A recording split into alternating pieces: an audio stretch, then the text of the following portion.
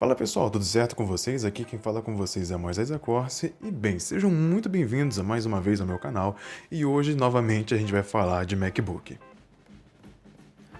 Bom, para quem não sabe, em mais ou menos no ano passado, acho que foi em agosto do ano passado, eu adquiri um MacBook White modelo 2009 e que me supriu muito bem até pouco tempo atrás, tanto na criação de jogos como também na programação, só que infelizmente ele ficou um pouquinho defasado demais e eu acabei por vendê-lo e pegar um outro computador. E bom, para quem não sabe, eu trabalho muito com programação. A música ela é apenas um hobby para mim. E atualmente eu tenho trabalhado com desenvolvimento de aplicações para celulares e também de aplicações para internet. E eu utilizo da tecnologia React e React Native, no caso React para tecnologias web e React Native para tecnologias mobile. E, enfim, precisava de um Mac para poder trabalhar com desenvolvimento, porque para poder fazer as publicações eu precisava ter um Mac ali, o Mac OS X rodando, e eu não queria ter que fazer um Hackintosh, porque eu tenho medo dos problemas que isso pode ocasionar.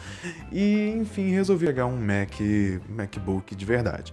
E aí veio uma questão interessante. O MacBook Air, modelo de 2012, vale a pena? Bom, para quem não sabe, o MacBook Air, modelo de 2012, é esse coleguinha pequenininho bem aqui, ele tem somente 11 polegadas, existe também um modelo de 13 polegadas, mas eu escolhi pegar esse modelinho aqui de 11 polegadas, porque além dele estar bem mais barato, ele também é muito mais leve, então para levar na mochila, para levar para os lugares é muito mais discreto e acima de tudo, o preço, obviamente, eu já falei que é mais barato, então o preço era um fator que estava pesando muito para mim. Então, bora lá. Os prós são as especificações.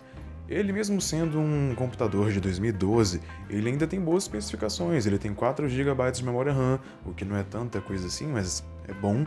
Ele tem também, no caso, um Core i5 dual-core 1,7 GHz, que tem um Turbo Boost de até 2,6 GHz, o que torna ele um processador rápido. Não é, claro, de última geração, topo de linha, mas estava bem melhor do que o meu último computador. E, enfim, ele também tem um SSD.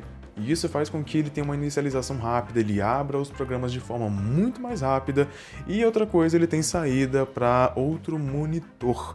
Coisa que, se eu não me engano, tem alguns modelos de MacBooks que não tem mais. Claro, eu tenho que usar um adaptador ali, porque a saída dele é tipo mini DisplayPort, então eu uso um adaptador de mini DisplayPort para HDMI. Agora, os contras. Os contras são: ele, no caso, é um computador de 2012 e ele, no caso, não aceita que você aumente, por exemplo, faça upgrades. Ou seja, eu não posso aumentar a memória RAM, eu posso aumentar o armazenamento interno dele, mas ele não aceita upgrade de memória RAM. Outro fator é pequeno, isso é um ponto positivo, é muito bacana, só que ao mesmo tempo também é ruim, porque mesmo que você não tenha as mãos tão grandes, por exemplo, minha mão é no tamanho normal, você acaba sentindo um pouco de dificuldade de digitar nesse modelo de 11 polegadas. E um teclado, por exemplo, para Mac está na faixa aí de mais de R$ 270, pelo pouco que eu pesquisei por aqui. Além disso, tem outro quesito. Ele não é um computador feito para jogos. Ele vem equipado, no caso, com uma Intel HD Graphics modelo 4000, com a API Metal. Eu fiquei assim, meio receoso, porém, se eu não me engano, esse modelo, pelo que vem escrito nele, tem mais ou menos 1,5 GB de memória compartilhada. Não chega a ser dedicada, eu acho que é memória compartilhada com o sistema. Incrivelmente, ele roda muito bem alguns joguinhos. Por exemplo, eu mesmo estava jogando esses dias o World of Warcraft nele.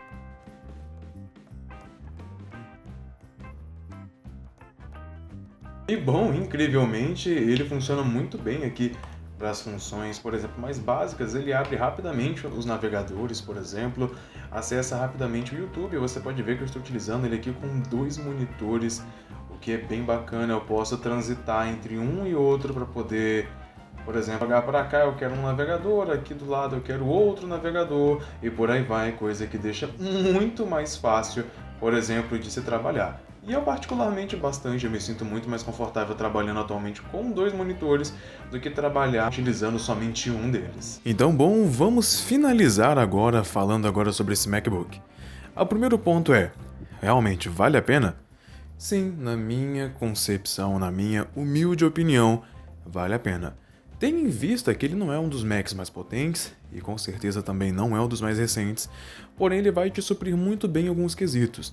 Por exemplo, se você é um usuário casual e quer ter a experiência de ter um computador da Apple e poder, por exemplo, realizar alguns trabalhos e utilizar alguns programas exclusivos da plataforma da Apple, vale bastante a pena. Principalmente se você também quer um computador muito pequeno, ele é do tamanho de um netbook, mas que é bem mais potente do que um netbook, que você pode levar para qualquer lugar, para viagens, porque tem uma portabilidade muito grande, até porque são somente 11 polegadas e ele é muito fino, ele é muito pequeno, ele não vai ocupar espaço na sua mochila, isso eu garanto. E bom, se você também no caso quer estar trabalhando ali com diversas planilhas, como por exemplo, alguns monitoramentos, se você quer fazer algumas lives simples para o YouTube, ele também serve. Eu fiz alguns testes, eu fiz algumas gravações utilizando o OBS Studio, tanto que os últimos vídeos do canal, o último vídeo na verdade que eu postei, eu gravei utilizando o OBS Studio, utilizando ele. Mas se você no caso está querendo algo para trabalhar, sei lá, com algo que necessite de uma renderização 3D muito grande, ou uma edição de vídeo muito pesada, como por exemplo a edição de vídeos em 4K, eu particularmente já não recomendo. Eu tô editando esse vídeo aqui nele, diga-se de passagem, tô editando agora. E tô editando em Full HD, não estou tendo grandes problemas, ele não está travando, mas o preview do vídeo eu tô tendo que usar com a qualidade um pouquinho reduzida, porque a placa gráfica dele, não consegue renderizar numa qualidade tão alta em tempo real. Mas para fazer as exportações, inclusive, pelo menos utilizando o Filmora Wondershare, que é o programa que eu utilizo para editar os vídeos aqui do canal no Mac, tem sido bem bacana. Bom, eu espero que tenham gostado, espero que as coisas tenham ficado claras. E se vocês quiserem um vídeo de eu falando sobre como ele se comporta dentro de um ambiente de programação para quem trabalha realmente com tecnologia, eu posso fazer esse vídeo. E um forte abraço e até mais!